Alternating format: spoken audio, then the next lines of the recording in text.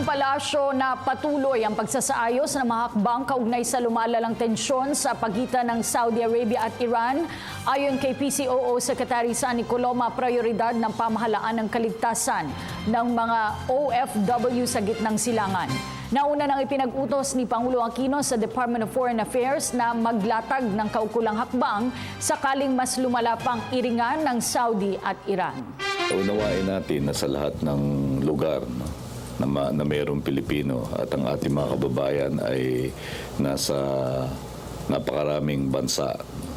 Meron nang umiiral na standard policies and procedures dahil bahagi ito ng assistance to nationals ng ating pamahalaan. Nariyan ang ating mga embahada, konsulada, meron ding mga tanggapan yung ibang kagawaran katulad ng Department of Labor.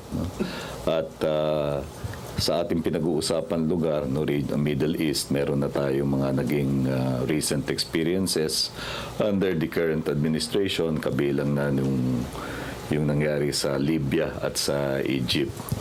Kaya patuloy na fine-tune at ina-update yung mga plano na dati nang naihanda para tiyakin na ito ay magiging epektibo kung anuman ang sitwasyon na maganap. At patuloy na minomonitor ng DFA ito. Sa kasalukuyan naman ay